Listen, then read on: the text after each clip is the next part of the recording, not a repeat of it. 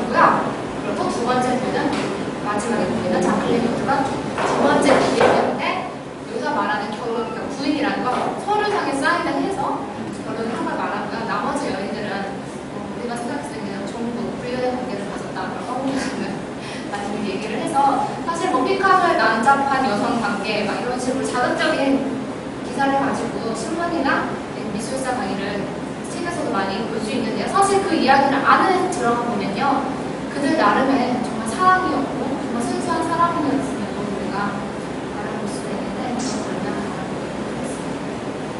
어린 시절 피카소입니다. 네, 딱 저는 예술가의 총무가 벌써 나오죠. 옆에는 여동생이고요. 피카소가 5살 때 모습이라고 합니다. 피카소는 스페인의 미술교사 가정에서 태어나게 됩니다. 아버지도 화가이기 때문에 어린 시절부터 미술을 아버지에게 배우다가요, 11세가 되던 해에 미술학교에 입학을 하게 됩니다. 그리고 18세, 18살 전에 스페인 왕립학교에 입학을 하게 되는데요. 그때 당시에는 이 청소년의 아이가 왕립학교에 입학하는 게 굉장히 드문 일이었다고 합니다. 피카소는 스스로를 굉장히 신성시하고 미워하는 경향이 있었는데, 자기가 15살이 되던 해에 자기는 이미 라파엘로처럼 그림을 그릴 수 있었다라고 이야기를 하곤 했습니다. 그러면 이 피카소가 또 얼마나 그림을 잘 그렸나 한번 보도록 하겠습니다. 15살이 되던 해 그림을 그립니다. 어떤가요? 네, 잘 그렸어요. 꽤 잘 그렸죠. 어떤 학자들은 피카소가 자신의 삶을 너무 미안하고 신화시해서 그렇게 15살씩으로 잘 그린 그림이 아니다라고 말하시는 분들도 계시긴 하지만 그 나이에 비해서는 굉장히 어린 시절부터 소질을 갖고 있었던 것은 분명한 사실인 것 같습니다. 그래서 피카소는 어린 시절 종교적인 주제의 그림을 많이 그렸고요. 그리고 또 이렇게 우리가 볼 때 매끈하고 아름다워 보이는 이러한 스타일의 그림을 아카데믹 스타일이라고 합니다. 아카데믹, 우리 이제 어떤 학원 가거나 하면 아카데미라는 말 많이 쓰잖아요. 아카데믹이라는 말의 어원은 그 당시 스페인에는요, 왕립 미술학교가 있었죠. 그 안에 아카데미라는 우리나라의 지금으로 말하면 미술가 협회와 같은 기구가 있었습니다. 그곳에서요, 색깔을 어떤 식으로 쓰고 붓질은 어떻게 하고 어떠한 인물을 어떻게 그려라 지정된 스타일이 있었는데요. 바로 그것을 반영한 그림이 첫 영성체라는 그림입니다. 이러한 피카소의 그림이요, 이거 파랗게 보여요. 피카소가 1901년에 피카소가 딱 20살이 되던 해인데요. 20살이 되던 해에 어떠한 충격을 또 받았기에 그의 그림이 이렇게 파랗게 변하게 되었을까요? 그러니까 이 시기는요, 파란색을 많이 사용했기 때문에 막 우리가 청색시대라고 부르고 있는데요. 네, 제가 살짝 정리를 해봤는데, 이 시대는요, 주로 슬픈 사람들의 모습을 많이 그렸고요. 가난한 사람들, 정말 삶의 어두운 면을 포착하는 그림을 많이 그렸고, 또 색깔 면에서는요, 파란색을 많이 사용했습니다. 그러면 이러한 변화를 일으키게 된 이유는 무엇일까 한번 살펴보도록 하겠습니다. 네, 피카소의 친구였던 카사이바스의 죽음을 그린 그림입니다. 여기 뒤에 보시면 여기 촛불 보면은 혹시 떠오르는 한번 없을까요? 우리 지난 시간에 이야기 나눴던 반고의 느낌이 조금 나죠. 15살에 그린 그림과 19살에 그린 그림은 굉장히 다른 차이를 보이는데요. 그러한 이유는요, 피카소가 19살 되던 해 파리로 여행을 합니다. 그 당시 파리는요, 예술가들이 모이는 그런 화가들에게는 정말 꿈과 같은 장소였다고 합니다. 피카소가 여기 보이시는 카사이바스라는 친구와 함께 파리로 여행을 하게 됩니다. 카사이바스는요, 시인이었습니다. 시인이었고 친구였는데, 그 파리에서 둘은 많은 시인들과 화가들과 교류를 하면서 우리가 알고 있는 보나 고게 마네와 같은 화가들을 만나고 그들에게 영향을 받게 되는데, 가장 큰 변화의 이유는요, 이 친구의 바로 죽음이었습니다. 친한 친구가 죽었으면 굉장히 마음이 아팠겠죠. 근데 또 이때부터 여성 관계가 복잡해지기 시작을 합니다. 네, 두 친구는요, 파리의 자리를 잡게 됩니다.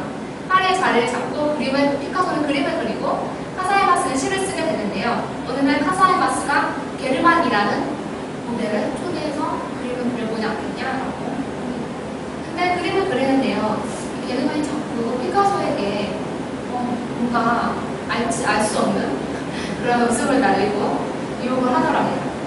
근데 피카소도 분명 마음이 동했지만 이 친구가 좋아하는 모델이었기 때문에 거부를 하고 회피하려고 하지만요, 이 모델이 굉장히 내가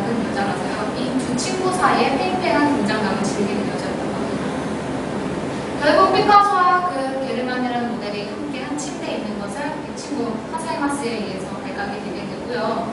셋 사이가 굉장히 껄끄러웠겠죠. 피카소는 그 여자를 좋아하긴 했지만 친구만큼은 아니었기 때문에 친구와 모델을 파리에 두고 본인은 스페인으로 다시 돌아오게 됩니다. 하지만요, 이 모델은요, 친구 카사이마스를 정말 진정으로 좋아하는 것은 아니었습니다. 그래서 친구가 정말 너 아니면 내가 목숨을 끊겠다, 정말 협박을 하고 회유를 하지만 결국 그녀는 떠나게 되고요. 그 충격으로 이 친구 카사이마스가 자살을 하게 됩니다. 네. 좀 마음이 아팠겠죠. 분명 자기 친구의 죽음에 자기의 그런 영향이 있었기 때문에 아마 이렇게 파란 그림을 그리게 되지 않았을까 싶습니다. 피카소가 생전에 남긴 말에서도요, 카사이마스의 죽음으로 인해 내 파랑색은 시작되었다 라는 말이 있을 정도로 이 친구의 죽음이 청색시대의 의미를 이어게 됩니다. 그래서 보시면 삶이라는 주제를 갖고 있어요. 한쪽에 보시면 한 남녀가 서 있고요, 다른 쪽에는 어머니가 아이를 안고 있습니다. 그래서 여기 보이시는 남성은 얼굴이 바로 아까 친구 카사이마스의 얼굴이라고 하고요. 옆에 보이는 모델이 그 두 남자 사이를 왔다 갔다 하고 공수를 왔다 갔다 하게 했던 그 모델의 얼굴이라고 합니다. 그렇다면 왜 삶이라고 제목을 지었냐 궁금하실 텐데요. 이 바로 남녀 간의 사랑과 반대편에 있는 어머니가 아이를 안고 있죠. 바로 남녀 간의 사랑과 어머니 모성애로 인해서 우리의 삶이 이루어진다라고 해서 삶이라는 주제를 지었다고 하고요. 위에 보시면 괴로워하는 사람들의 모습이 보이시죠? 바로 이 그림들은 죽음을 상징한다고 합니다. 그래서 한 아이의 태어남과 그녀의 사랑, 그리고 죽음을 담은 작품입니다. 그래서 피카소는 이 시기에 정말 고통스러운 삶, 가난한 사람의 삶이라는 주제, 도대체 살아있는 것은 무엇인가에 대해서 고뇌를 하기 시작합니다. 또 다른 두 작품, 바로 청색시대 두 작품인데요. 피카소 청색시대 작품 중에 또 가장 유명한 작품 중 하나인데요. 기타를 연주하는 노인의 모습입니다. 노인의 모습이 굉장히 애처롭죠. 표정을 보면 고통에 정말 얼마큼 큰 고통을 당하고 있는지를 우리가 볼 수가 있는데요. 설상 가상 이 노인은요, 가난해 보이는데 거기에 금까지 넣었습니다. 네, 이 부분은 흔히 보이지 않는 가난한 노인이 삶을 이어가기 위해서 기타를 연주하는 모습을 그리면서 과연 우리가 살아가는 삶이란 무엇인가 피카소는 고민했습니다. 또 그리고 옆에 보시는 비극이라는 제목에서도 알 수 있고, 우리가 그림을 봤을 때 가족의 모습이 행복해 보이나요? 뭔가 어두워 보이고 알 수 없는 바다에서 서서 서로 땀도 보고 있죠. 그래서 이러한 슬픔과 가난한 사람들의 그림을 그린 것이 바로 청색시대의 피카소의 작품입니다. 피카소는 이렇게 젊은 날 삶을 고뇌하고 정말 가난한 사람들은 어떻게 살까 궁금하다가요. 4년 뒤에 갑자기 화풍이 확 변했습니다.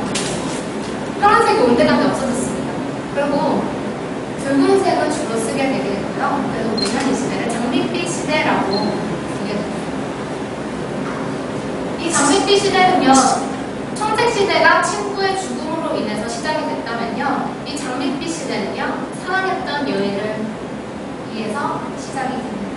네, 아까 7여인 중에 첫 번째 여인 혹시 기억나시나요? 네, 바로 그 여인을 만나게 되면서 장밋빛 시대가 시작이 되게 됩니다. 아마 삶에 뭔가 의지할 수 있는 사람이 생겼다라는 그런 기분에서 따뜻한 장밋빛을 사용했을 것 같고요. 근데 주제가에서는요, 이런 곡에서 서커스 곡에서를 많이 보기 시작합니다. 서커스 곡에서를 굉장히 많이 그리는데 피카소가 무슨 서커스와 연관이 되어 있을까요?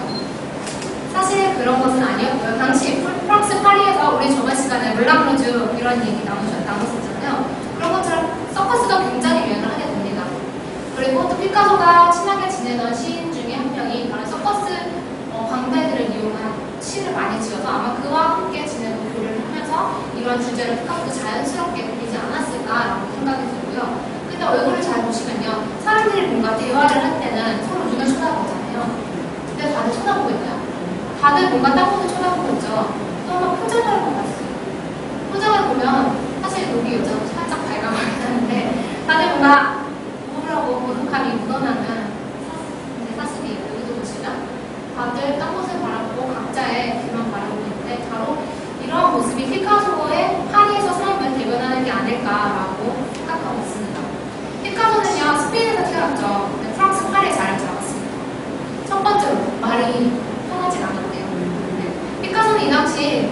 구조가 능하지 않았다고 합니다. 그래서 이제 사람들과의 교류가 힘들었을 것이고요. 또 목마른 듯 가난한 후가로 살아가는 그런 삶의 문제도 있었을 것이고요. 또 이민자로서의 삶을 살았기 때문에 그들과 프랑스인들과 다른 나만의 그런 고독을 느끼지 않았을까라고 페르낭도는 자신의 자서전에서 이야기했습니다. 첫 번째 연인 페르낭도입니다.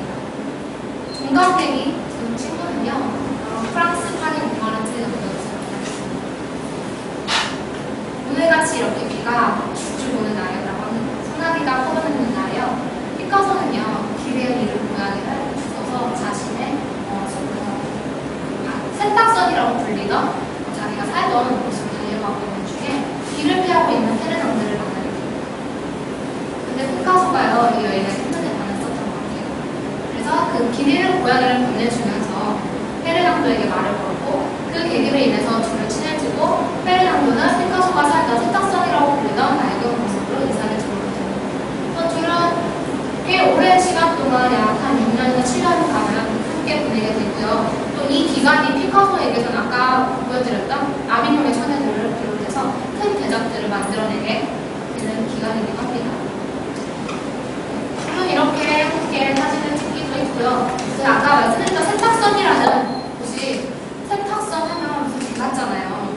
목마르트 언덕 가보신 분들은 거기에 배가 있었다 생각하면 난 이상하다 생각을 하실 거예요. 세탁선은 배를 말하는 것이 아니라 정말 배에 걸어내는 이렇게 삐걱삐걱 소리가 나잖아요. 그런 것처럼 건물이 너무 낡아서 삐걱삐걱 건물에서 소리가 나는 건물을 바로 그 당시 사람들이 세탁선이라고 불렀다고 합니다. 이렇게 가난한 두 커플은요, 다 궁핍했지만 이렇게 행복한 삶을 살아가고 있었다고 합니다. 그래서 페르낭도로 인해서 피카소는 장밋빛 시대로 진입을 하게 됩니다. 네, 이 그림도 보시면 붉은 색깔과 노란 색깔이 적절하게 쓰여진 것을 보실 수 있으실 거고요. 피카소는 명상이라고 제목을 붙였습니다. 근데 여기 보시는 이분이 바로 피카소고요. 누워있는 여자는 뭔가요? 네, 페르낭도입니다. 피카소는 자신이 사랑하는 여인들을 그림에 많이 담았었는데요. 자신이 사랑스럽게 페르낭도를 쳐다보고 있는 모습을 화폭에 담음으로써 그녀에 대한 사랑을 화폭에 담았습니다. 네, 그러다가 큐비즘, 입체주의라는 시기로 진입을 하게 됩니다.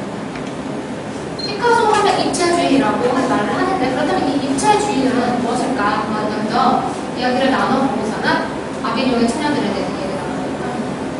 입체, 반대말은 뭔가요? 평면이죠. 그림은 입체인가요? 평면인가요? 평면이죠. 사람이나 물건은 어떤가요? 입체죠. 그래서 입체의 모양을 평면에 담기 위해서는 항상 화가들은 고뇌를 합니다. 그래서 르네상스 시대에는요, 원근법을 발명을 함으로써 우리가 보는 듯한 공간을 그림 안에 형상을 하기 시작을 합니다. 하지만요, 피카소는 거기서 만족하지 않았습니다. 과연 우리가 보는 이 눈이 우리의 눈을 과연 믿을 수 있을까? 과연 본질은 무엇일까? 왜냐하면 그 당시 인상주의자들은요, 지난 시간에 우리가 얘기 나눴을 때 빛의 변화를 화폭에 담고 싶었다라고 말씀을 드렸었는데요. 바로 빛의 변화, 빛은 어떤가요? 변하지 않나요? 변하나요? 계속 변하죠. 피카소는 왜 변하는 것을 화폭에 담아야 되는가? 불변하는 것을 화폭에 담고 싶어 했기 때문에 그러한 의미에서 바로 이러한 입체주의를 발명을 하게 됩니다.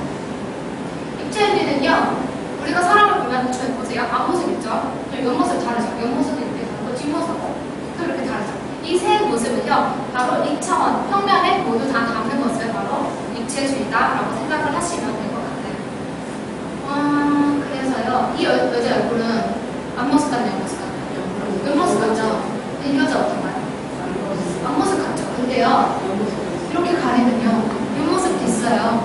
그래서 앞모습과 옆모습을 모두 한 폭에 담았고요. 여자들의 몸 또한 이쪽에서 보이는 가슴은요, 옆모습 같은데요. 이쪽에서 보이는 가슴은요, 앞모습 같습니다. 피카소는 이렇게 한 폭에 여러 각도에서 보이는 것을 담으려고 노력을 했고, 그러한 결과 바로 아비뇽의 처녀들이라는 작품을 만들게 됩니다. 근데 이 당시 그림이 인정을 받았을까요? 못 받았을까요? 못 받았어요. 제가 여기 밑에다 이렇게 써놨는데요. 당시 동시대 화가였던 마티즈는요, 이 그림을 보고 휘발유를 마신 듯 했을 겁니다. 평을 했고요. 이 프랑크라는 화가는요, 나중에 피카소와 함께 입체주의를 발전시켜 정말 절친인데요. 절친인데서 이건 마치 우리에게 밧줄을 먹게 하거나 불을 들고 석유를 마시는 것 같다. 되게 강한 평을 남기기도 했습니다. 피카소 이 작품을요 만들었지만 사실 그 당시에 전혀 인정을 받지 못했고 그 후 20년 동안도 피카소의 화실에서 계속 쾌쾌 굽혀보게 됩니다. 그러다가 이 그림은 이제 전쟁이 끝난 후에 미국 현대미술관에서 고심 끝에 구입을 하게 되고 그때부터 빛을 발하게 됩니다. 그렇다면 이 피카소의 네, 여기서 보시면 제가 아비뇽의 처녀들은 입체주의의 초성이라고 불리는 작품으로 회화의 전통, 권위와 가치에 도전하는 작품으로 간주된다 라고 이제 써놨는데 사실 미술사 측의 우리말이 굉장히 많이 나와요. 회화의 전통과 권위와 가치에 대적을 한다고 합니다. 저도 처음에 이 말을 보고 전혀 이해를 못하겠다. 무슨 회화의 전통에 도전을 하길래 이 그림이 그렇게 유명한 걸까? 그래서 이 구절을 간단하게 풀어서 설명을 해드릴 겁니다. 어떤 회화의 전통에 대적을 했길래 피카소의 이 작품이 이렇게 유명한 것인가? 여성의 옷을 입지 않은 모습을 그렸죠. 여성 누드화인데요. 여성 누드화는 그리스 로마 시대 이후부터 계속해서 지금까지 가장 큰 주제의 화가들에게 의해서 그려지고 있는데요. 여성 누드화를 조금 살펴보면서 이 아비뇽의 처녀들이 어떻게 전통에 대해 반기를 들고 나타나는가 한번 살펴보도록 하겠습니다. 티치아노의 우르비노의 비너스 1538년 바로 르네상스 시대의 작품입니다. 어떤가요, 여자가? 예쁘죠? 네. 볼은 발그레 하고요. 피부는 만지면 되게 뽀송뽀송한 것 같은 느낌을 주는데요. 또 이 안에 많은 비밀들이 숨겨 있습니다. 보면 처음에 딱 봤을 때 어떤 것들이 눈에 보이시나요? 네, 강아지.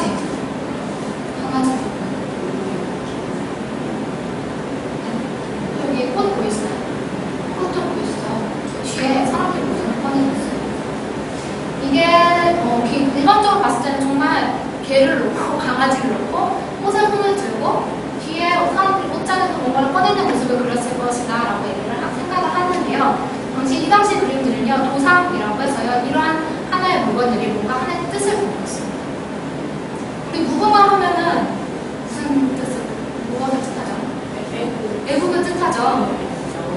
네, 그런 것처럼 이 강아지는요, 충성을 뜻합니다. 네. 그러니까 주로 여성 토상화의 강아지를 많이 그렸는데요. 그 말은 내가 남편에게 충성을 다해야 된다라는 의미입니다. 그리고 그 꽃은요, 바로 축하를 뜻하는데요. 아마 이 꽃을 봐서 이 여성이 곧 이제 새로 결혼을 하게 될 그런 여성이다라고 짐작을 해볼 수가 있습니다. 그럼 이 뒤에 여성들은 왜 옷장을 감추고 있을까요?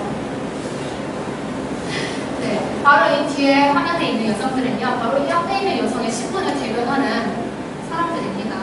당시 귀족들은요, 자기가 옷을 입었을까요? 다 그가 입혀줬죠. 그렇다면 이 화면을 통해서요, 이 여성은요, 귀족 여성이고요, 뒤에 두 명의 시녀를 부릴 만한 줄을 가지고 있고요, 또 강아지를 그림으로써 나는 남편에게 순종을 다 하겠다라는 그러한 의미를 담아서 그린 그림으로 아마 이제 이 여성이 결혼하게 되면 선물로 했을 그림이라고 생각을 하십니다. 그 후에 약 한 300년이 지나서도요, 비슷하죠. 매끄러운 사육들과 아름다운 모습을 그린 아가씨를 그리게 됩니다. 그런데 1890년 고흐랑 같은 동시대의 사람이라고 생각하시면 돼요. 피카소보다는 약간 빠르고 마네가요, 올랭피아라는 그림을 그렸더라고요. 어느 날 전시를 보러 가셨어요. 근데 이 그림 달려있으면 어떻게 생각하실 것 같은가요? 전 누드와 비교했을 때 어떤 차이들이 있나요? 네, 좀 서술적이죠? 네, 정돈이 안 되고 뭔가 지저분한 느낌도 들고요. 또 여기 혹시 고양이 보이시나요? 꼬리를 치다세요. 네. 바로 아까 보여드렸던 오르비노의 비너스를 신작을 해서 그린 그림인데요.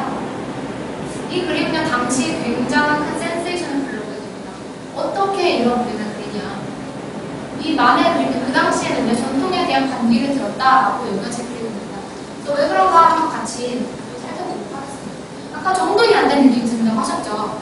바로 이 여성은요, 귀족이 아니었습니다. 바로 직업 여성이었기 때문에, 네, 뭔가 정돈이 안 되고 조금은 정신이 없는 듯한 느낌이 드는 거고요. 또 보면요, 옷은 다 벗었는데 신발을 신고 목걸이랑 팔찌를 하고 있어요. 좀 이상하죠?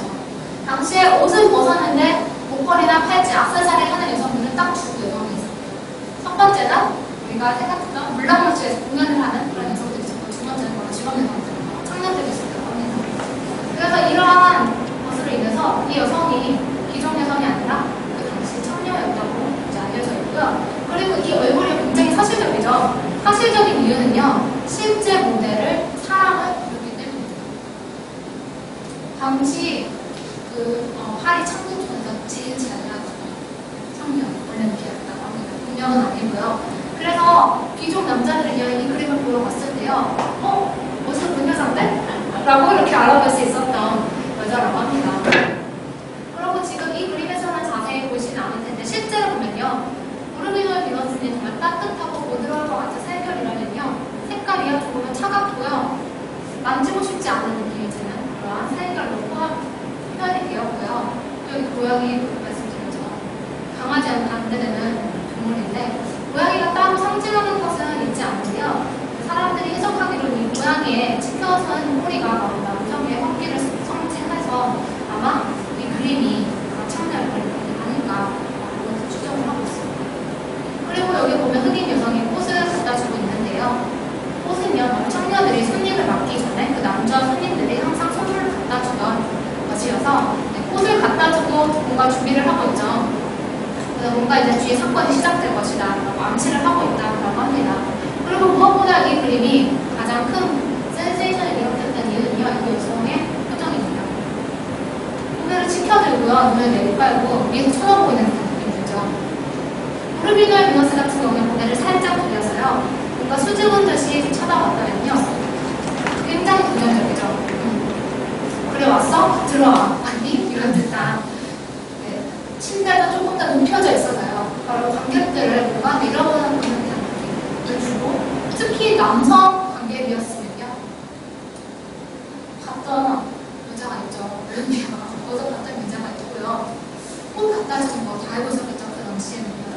아, 내가 딱 그 청년촌에 딱 들어갔을 때 올림피아를 마주한 것 같은 느낌을, 그런 불쾌감을 줬다라고 해서 큰 문제를 일으켰어요. 작품은요. 사실 그래서 이 작품은 전시회에 출전이 되었지만요, 전시회 측에서 거부를 합니다. 다시 돌려보내는 거예요. 그의 화가 난 오늘 만에는요, 그 전시관 맞은편에서 바로 거부된 사람들을 모아서요, 자신들만의 전시를 열게 됩니다. 그래서 이러한 화가들을 우리는 아방가르드라고 부르게 됩니다. 우리 아방가르드 하다라는 그런 말 쓰잖아요. 바로 주류와 반대되는 그런 전위적인 화가들을 아방가르드 하다라고 칭하게 됩니다.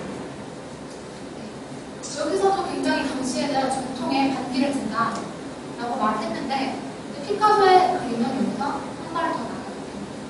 그래서 다음으로 넘어가기 전에요, 한 화가를 보여드리겠습니다. 마티스의 작품입니다. 아까 서두를 마신 것처럼 휘발유를 마신 것처럼 애쓰었다고 평했던 작가의 그림인데요. 본인 그림도 만만치 않죠. 청색 누드라는 제목을 갖고 있는데요. 보면 여자하고 파래요. 그리고 별로 예쁘지도 않고 몸은 베베 보고 있고 아름답지 않고 또 되게 굉장히 걸어 나온 듯한 이 여자가 일어선다고 생각을 하면요, 굉장히 무서운 듯한 느낌을 주는데요. 이 마티스도요, 그런 말을 했다고 합니다. 내가 밤길에서 이 누드에 나온 여자를 만난다면 소리를 치면서 도망갈 것이다. 본인도 그런 얘기를 하게 됩니다. 그래서 마티스는 여성 누드를 그렸지만요, 바로 색깔 면에서 큰 시도를 하게 됩니다. 마티스는 색채 마술사라는 이름으로 불리긴 하는데요, 바로 제목에서 청색 누드라고 이제 의미를 하고 있는 것처럼 청색을 많이 사용을 했죠. 그래서 이것은요, 누드 바로 실제 하는 여성을 그린 것보다는요, 청색을 사용해서 무엇을 그려볼까 하다가 사람은 파란색이 없으니까 파란색을 사람을 써보면 어떨까 라는 그런 실험적인 것에서 나온 작품입니다. 그리고 모양을 보면요, 어떤 사람이 이렇게 엉덩이가 톡 튀어나오고 이런 사람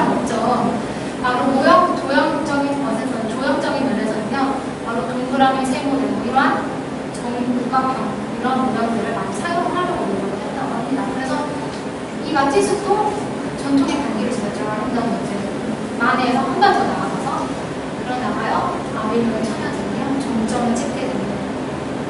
첫 번째는 주제입니다. 주제는 똑같이 여성 무대고요. 그러면 소재를 살펴볼게요. 아비뇽의 처녀들. 아비뇽에 사는 처녀들이라는 뜻인데요. 아비뇽은요 스페인의 사창가로 유명한 지역입니다.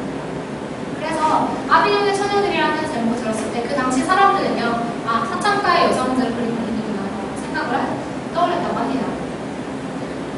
근데 도자들이요 표정을 잘 보세요. 굉장히 눈을 동그랗게 뜨고 무서울 만큼 쳐다보고 있죠. 올빼미 눈 같기도 한데 왜 이렇게 쳐다보고 있을까요? 피카소는요 그동안 이 여성 누드에 대한 소비자들에 대해서 질문을 먼저 주었어요. 여성 누드 누가 구입했을까요? 남자들이 구입했죠. 여성 누드는요 남성들이 요즘에 무슨 잡지를 보거나 영상을 보는 것처럼 자신의 서재에다 몰래 담아놓고 감상하는 그런 것으로 많이 이제 쓰여졌는데요.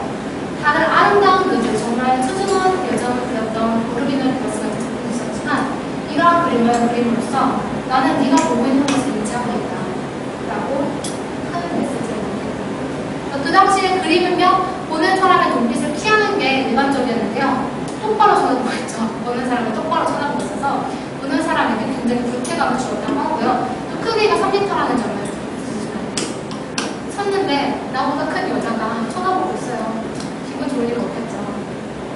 그런 면에서도 큰 메시지를 담았고요. 또 아까 말씀드렸던 입체주의가 나오게 됩니다.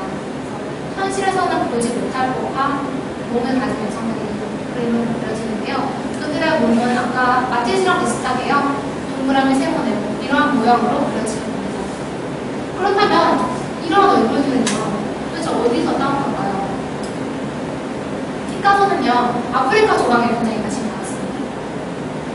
피카소의 이 그림은 입체주의의 초석이다라고 말씀드리긴 하지만요 어떠한 사조에서는 이 그림은 입체주의를 넣지 않는 경우가 많이 있어요. 입체주의라고 하는 대신에 원시주의라는 단어를 쓰기도 하는데요. 원시하면 뭐가 떠오르세요? 아프리카, 아마존 이런 곳이 떠오르시죠. 당시 화가들은요 프랑스 파리는요 너무 부패했다라고 생각을 했습니다. 그래서 뭔가 빼놓지 않고 순수한 것을 찾아간다. 우리 예술의 순수성을 추구하는 곳을 한번 가보자 라고 해서 찾은 곳이 바로 아프리카였습니다. 그래서 그 당시 아프리카 조각들이요 열풍적으로 인기를 얻게 됩니다. 피카소는 이 조각들이 너무 좋아서 이렇게 수집을 하게 됐고요. 심지어 훔치기도 희대에서 이제 아프리카 가면 도난 사건이 벌어지게 됐는데요. 이 그림이 그려진 1907년에 피카소는요 자기 친구를 통해서 르브르 박물관에 있는 아프리카 조각을 훔치게 됩니다. 간혹하죠. 르브르 박물관에 있는 걸 훔치고요. 근데 다행히 3년, 4년 정도는 안 걸렸어요. 안 걸리고 가지고 있다가요. 어떠한 사건 때문에 걸리게 되느냐면요. 바로 모나리자가 도난이 되게 됩니다. 1911년 모나리자가 도난이 되게 됩니다. 도난이 당하면서 파리 시내에 다 쥐잡듯이 경찰들이 뒤지기 시작합니다. 그러다가 피카소는 그 가면을 바꾸는 것을 발견이 되게 됐고요. 경찰한테 끌려는 갔지만 사실 본인이 이렇게 훔친 건 아니고 돈을 주고 본인 상집 때문에 요리조리에서 빠져나가게 되는데 아마 그 당시 피카소의 아비뇽의 처녀들이 굉장하게 큰 문제를 일으키고 피카소의 이름을 널리 알리게 되는 작품이 되어서 아마 피카소가 이미 당시 유명해져 있었기 때문에 경찰에서 선처를 구한 것이 아니었을까라고 생각을 하는데요. 그래서 이 그림은요, 바로 이 얼굴들을 아프리카 조각에서 바로 영향을 받아온 것 같습니다. 제가 얼굴들을 조금 크게 잘라 모았어요. 그리고 오른쪽에 있는 것들, 왼쪽에 있는 것들은요, 아프리카 조각들인데요. 네. 비슷하죠? 특히 이 그림 같은 경우는요, 두 모습이 굉장히 비슷하고요. 이 그림은 가면을 옆으로 놨다라고 생각하셨을 때 이 보이는 얼굴과 굉장히 흡사하신 것을 보실 수 있습니다. 그래서 피카소는 다양한 영향들, 분명 인간관계에서는 영향을 있게 섞였지만요, 새로운 것을 굉장히 능동적으로 받아들이고요, 자신의 것을 만드는데 노력을 쏟게 됩니다. 이렇게 피카소는 아비뇽의 처녀들을 통해서 크게 이름을 알리게 시작을 합니다. 그래서 아비뇽의 천혜질이 얼마나 큰가 보여드리려고 인물과 인물 했을 때 사진을 넣어봤습니다. 이 그림 집에 걸려있으면 별로 좋지 않아요. 그러면서 이 입체주의는요, 좀 더 한 발 나아가서요, 보이는 자연도요, 정육면체, 동그라미, 세모, 네모, 건물, 원축 이런 모양으로 표현을 하게 되고요. 그림 제목을 봐야 이제는 뭔 그림인지 알 수가 있을 지경이 되었어요. 만돌라 연주자라고 제목을 붙였는데, 만돌라는 작은 기타의 한 종류라고 합니다. 기타 치는 연주자를 그렸는데 되게 뭔가 해독을 해야 되죠. 여기 기타가 있는 것 같고요. 여성 같기도 하고 남성 같기도 하고 이제 더 이상 누군지도 알아볼 수 없지만 얼굴도 있고 팔이 보이기도 합니다. 그래서 이러한 이유는 아까 전에 본질, 붙잡기 위한 노력이라고 말씀을 드렸는데요. 바로 콘세자니 자연의 모든 것은 원축을 원통으로 환원한다 라는 말에서 영감을 얻어서 바로 피카소는 입체주의를 실험을 하게 됩니다. 이제 입체주의 시리가 무르익어갈수록요, 바로 입체주의가 무르익어가고 본인이 이름을 날릴 때쯤 새로운 여인 에바 구엘을 만나게 됩니다. 에바 구엘을 만나게 된 결정적인 이유는 바로 전 여인이었던 페르낭도가 굉장히 불같은 성격이었다고 합니다. 피카소도 불같았는데요, 페르낭도도 불같았어요. 저 둘이 부딪히니까 힘들었겠죠, 삶이. 그리고 이 페르낭도는요, 피카소와 살면서 다른 남자들을 만나고 다니게 됩니다. 피카소는 이것을 참을 수가 없어서요, 페르낭도를 집에 가두기도 하고요. 여러 가지 방법을 써봤지만 결국 서로의 성격이 너무나 겹쳤기 때문에 헤어지게 되고, 그와 반대되는 조금만 연약해 보이는 에바 구엘이라는 여성을 만나게 됩니다. 근데 피카소가 굉장히 나쁜 남자이고요. 이 에바 구엘은요, 페르낭도의 친구입니다. 이후에도 자꾸 자기 여자의 친구들을 만나면서 또 관계를 이어가게 되는데요. 에바 구엘은요, 되게 연약하게 생겼잖아요. 그리고 피카소를 만난 지 4년 만에 죽음을 맞이하게 됩니다. 여러 가지 설이 있는데 결핵에 걸렸다라는 이야기도 있고요, 암에 걸렸다라는 이야기도 있는데요. 병에 걸려서 에바는요, 삶을 마감하게 되는데, 이 에바와 함께한 마지막 기간 동안 입체주의를 완성하기 위해서 굉장히 박차를 가게 됩니다. 그래서 이 에바의 모습을요, 입체주의를 이렇게 나타냈어요. 잘 보시면요, 세모 모양의 얼굴이고요, 토리처럼 생긴 주제에다가 피카소가 항상 여성을 나타낼 때 가슴을 강조하는데 가슴을 나타내게 되고요. 또 여기 보면 뭔가 알 수 없는 나무 토막 두 개가 달리고요. 여기 보이는 손. 이렇게 피카소는 이제는 더 이상 알아볼 수 없을 만큼 사랑을 해체해서 또 어디서 봤을 법한 것 같은 모양으로 또 한 발 더 나아가서 이제는요, 정말 알 수가 없어요. 정말 알 수가 없어요. 피카소는요, 아까 에바 구엘가 사랑을 이제 불타올렸다고 했는데요. 아까 페르낭도를 명상이라는 제목을 그렸던 것처럼 여기 잘 보이실지 모르겠어요. 마조리라고 써있는 것을 볼 수가 있는데요. 당시에 유행했던 유행가였다고도 하고요. 바로 에바의 애칭이 졸리였다고 합니다. 불어오는 귀여운 이런 뜻이 있다고 하는데, 또 그림 곳곳에 마조리라고 넣으면서 에바에 대한 사랑을 다시 합니다. 또 더 나아가서 기타를 그리면서요, 구절로요, 나는 에바를 사랑해 라는 제목을 지습니다. 그래서 둘은요, 짧은 4년 동안 정말 행복한 삶을 살게 되고요. 에바는 차례든 죽음을 맞이하게 되고, 피카소는 그것을 인해서 많이 힘들어했다고 합니다. 근데 그 슬픔이 오래가지 않았습니다. 다른 여자를 만나게 되는데요, 화풍이 또 갑자기 변하게 됩니다. 왼쪽 그림은요, 되게 아름답죠. 우리가 봤던 여성들의 무조화와 비슷한 그런 형식을 갖고 있고요. 오른쪽에 그림은 아까 보셨죠? 에바를 그린 그림. 왜 변했을까 궁금하실 텐데요. 하고 새로운 연인 그가를 보게 됩니다. 물건은요, 아까 말씀드렸던 것처럼 첫 번째 법적인 주인이었습니다. 또한 이 올가 26살 올가는요, 10살이나 많았던 피카소를 만나서 사랑에 빠지게 되는데, 둘은 어떻게 사랑에 빠졌을까 궁금하실 거예요.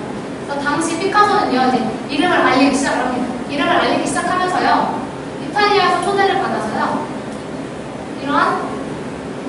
공연을 위한 장막을 만들러 가게 됩니다. 이렇게 생각하시면 될 것 같아요. 지금 만약에 공연 올라가잖아요. 뮤지컬, 이런 배경 감독, 이런 식으로 스타일의 일을 하게 되는데요. 그곳에서 바로 이 올가를 만들게 됩니다. 올가는요, 러시아 출신 발레 단원이었습니다. 오늘 이름이 조금 프랑스인과 다르죠. 올가는 러시아 출신 발레 단원이었고요. 또 굉장히 부유한 가정에서 출생을 해서 아버지는 군대 장관이었고요. 근데 귀족적인 성향을 가진 여성이 그렇게 피카소와 함께 수능 공연을 다니면서 사랑을 싹지게 됩니다. 근데 결국 공연은 망했다고 해요. 둘의 사랑만 싹지게 되는데요. 둘은요, 이렇게 이제 좀 성별이 나아졌어요. 둘이 멋진 옷을 입고 밖에 외출도 할 수 있을 만큼의 생활을 할 수 있을 만큼 경제적으로 나아졌고요. 또 둘 사이에는요, 많은 파워를 갖게 됩니다. 근데 올가는요, 아까 봤던 입체주의로 그림을 그리는 것을 너무너무 싫어했다고 합니다. 바로 본인의 기독적인 성향 때문이었을 것이다 라고 말을 하는데요. 올가는 자신이 항상 아름답고 정말 이국적이고 그러한 여신과 같은 모습으로 그려지고 원했다고 합니다. 그래서요, 피카소는요, 올가를 위해서 그림 스타일을 바꿉니다. 그리고 올가를요, 뭔가 아랍에서 온 것 같은 이런 모습으로 그려주기도 하고요. 올가의 취향에 맞추기 위해서 그림 스타일을 바뀌기도 합니다. 그리고 올가가 귀족이었잖아요. 그래서 이 올가는 굉장히 사고생활을 하는 걸 좋아했다고 해요. 이때부터 피카소를요, 사고계에 입문을 시켜서요. 피카소는 첫 번째 페르낭도 살 때는 굉장히 가난하게 살았었잖아요. 이 당시에는 귀족 사회에서 사고생활을 하면서 여유롭게 살아가게 됩니다. 그래서 많은 피카소의 동료들은요, 이 변해버린 더 이상 실험적이지 않은 그의 그림을 보고 고인물이 썩는다 이런 말 있죠. 그런 것처럼 프랑스에서도 피카소가 굉장하게 욕을 먹고 예술가들 사이에서 대처가 당했다고 합니다. 왜냐하면 귀족 취향에 맞는 그림만 그리고 부인 말을 듣고 부인한테 이러한 그림을 그리게 되자 너의 모든 그런 실험적인 면을 버렸다라고 하면서 대처가 당했습니다. 근데 이 올가는요, 조금 집착이 강했어요. 근데 피카소는요, 굉장히 잘 그렸죠. 처음에 올가를 너무 사랑해서 그녀가 원하는 대로 그림도 바꾸고 다 했는데요. 피카소의 이 사랑은 오래가 남았습니다. 둘의 사랑이 끝날 때쯤 피카소는요, 굉장히 공격적이고 피가 난무하는 그림을 그리는데 바로 올가가 좋아하지 않는, 싫어하는 방향으로 그림을 그리면서 소심한 반응을 하게 됩니다. 그래서 이 그림 보시면요, 말과 황소가 싸우고 있는데요. 투어를 하는 장면을 그려지는 투어는 스페인의 하나의 굉장히 스페인을 상징하는 경기이긴 한데 이 그림에 담겨진 속뜻은요, 이 말은요, 올가를 뜻하고요, 황소는 스페인에서 온 피카소를 뜻합니다. 그래서 보면 둘이 굉장히 격렬하게 싸우고 있죠. 근데 말이 우리 대장님이 나오고 굉장히 괴로워하는 모습을 보실 수가 있는데 바로 피카소와 올가의 그런 피 튀기는 신경전을 그리는 모습이라고 하고요. 결국 이 그림에서 알 수 있다시피 두 관계는 파국으로 시작하게 됩니다. 피카소는 이런 귀족적인 성향을 갖고 뭔가 정해진 틀 안에서 살아가기 원하는 여성을 떠나서요, 새로운 연인 마리 테레즈를 만들어가는 거죠. 결정, 여기 보시면 되게 충격적이에요. 46세였는데 18살을 나왔어요. 근데 이 18살은요, 둘이 공식적으로 같이 사는 날짜고요. 혹자들은 마리 테레즈가 15살 때부터 피카소를 만났다라고 해요. 피카소가 파리 프랑스에 있는 백화점을 가다가요, 입구에서 마리 테레즈를 만났대요. 한눈에 반했대요. 15살이었는데 미성년자잖아요. 피카소는 처음에는 항상 너는 너무 아름다우니까 나의 모델이 되어주지 않겠냐고 하면서 작업을 합니다. 15살이 뭘 하겠어요. 피카소는 몰랐대요. 그래서 피카소는 마리 테레즈를 데리고 그 백화점 근방에 있는 서점에